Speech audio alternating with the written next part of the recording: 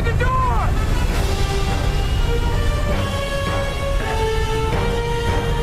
Benji! Open the door! Yeah, okay.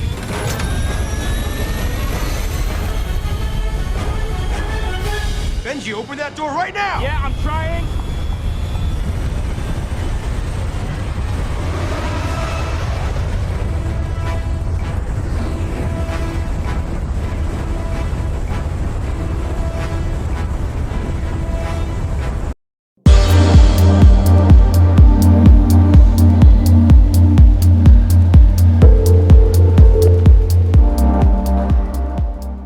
Hello everyone, this is Pico Entertainment and we're back again, and here now we have another video for you, and this will be a continuation of the Mission Impossible franchise review series in anticipation of the 7th installment, Dead Reckoning Part 1, which is due for release on July the 12th, 2023.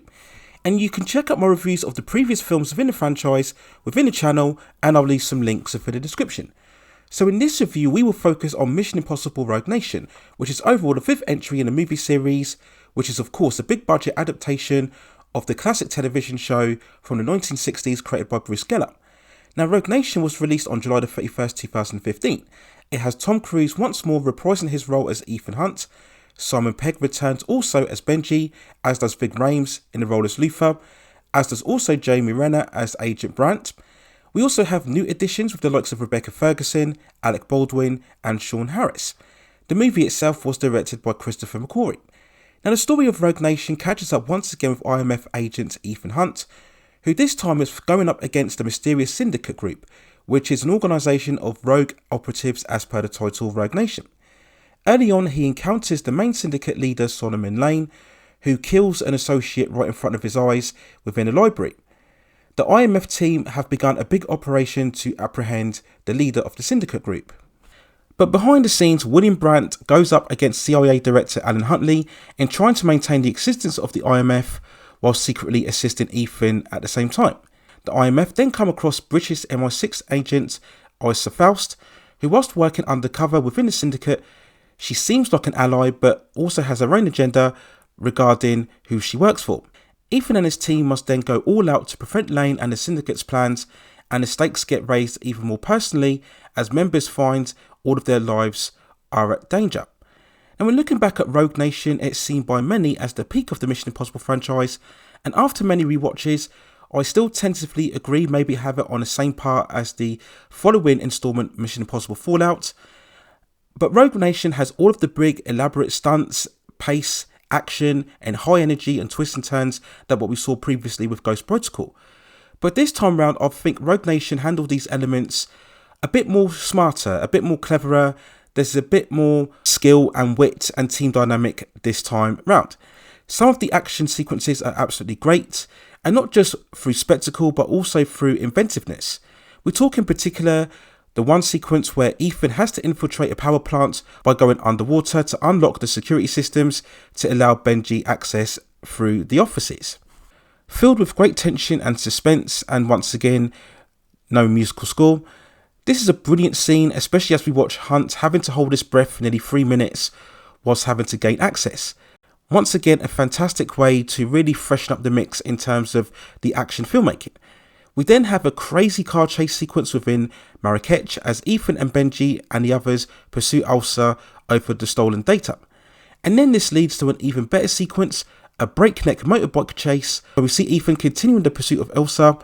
It's superbly shot, very crisp and coherent. We shoot at all these multiple angles as we see the bikes running against the reverse traffic. It all looks physical and tangible and realistic. There's no shaky cam that what we saw with the Bourne movies, and it's absolutely fantastic to watch.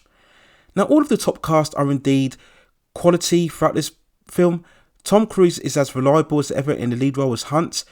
Again, we have gone back to the much more anonymous super agent than what we saw previously with the third movie, where we had far more personal stakes, where we saw him with his retired life and his fiancée. And I think definitely the character benefits from the rapport of Simon Pegg's Benji. Both Benji and Hunt at this stage are a double act within the franchise, but the chemistry is still very great between them. But a real major plus without question is Rebecca Ferguson as Ilsa, probably the strongest female character within the entire franchise. And she's at her best in this movie here, because for so long you're kept guessing as to whether she's an ally or an opponent. She has a real compelling motivation, and it's so much better not having her just be the standard love interest for Ethan. She plays a very strong role here, and the film is definitely better off with her in it.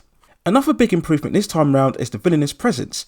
Previously in Ghost Protocol, the villain of Kurt Hendricks was very nondescript and anonymous.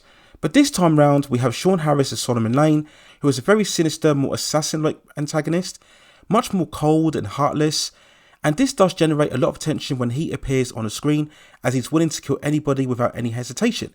And he always seems one step ahead of the IMF, which keeps the story very engaging. And this villain even raises the personal stakes towards the film's end, so overall this is a very well played performance by Sean Harris in the role. So we then go on to the movie's box office release, and overall it was a big smash hit, grossing over $682.7 million from a $150 million budget, just falling a bit short of the $694 million total gained from Ghost Protocol back in 2011. But I think the general consensus here is that Rogue Nation was very much the superior installment, and the film's success maintained the franchise as one of the most successful action series in Hollywood, keeping Tom Cruise's box office bankability very fresh and current. And yes, overall I do believe Rogue Nation does remain amongst the best of the entire series. As I mentioned before, many people will probably have it on the same level as the following installment, Mission Impossible Fallout, or maybe have it a couple of notches below. So you really can pick and choose between one or the other.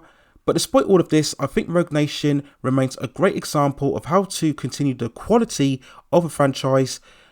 It is an exciting, inventive action blockbuster, and how you can keep things fresh and invigorating in many different ways while still keeping that familiarity that you can associate with the entire franchise. So an absolutely great action piece of entertainment within Mission Impossible Rogue Nation. So there's my overall thoughts and feelings on Rogue Nation, the overall 5th installment within the Mission Impossible franchise. Let me know what you think in the comments below. And keep watching on the channel for my upcoming reviews of both Mission Impossible Fallout and of course Mission Impossible Dead Reckoning Part 1 when it comes for release on July the 12th. So look out for that on the channel.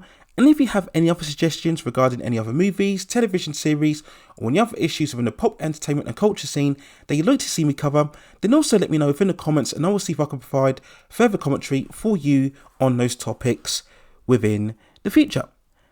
Please also hit and like the subscription and notification buttons so I can provide you with more high quality content like this in the future. But that's it for now. Take care of yourselves, and I will see you very, very soon.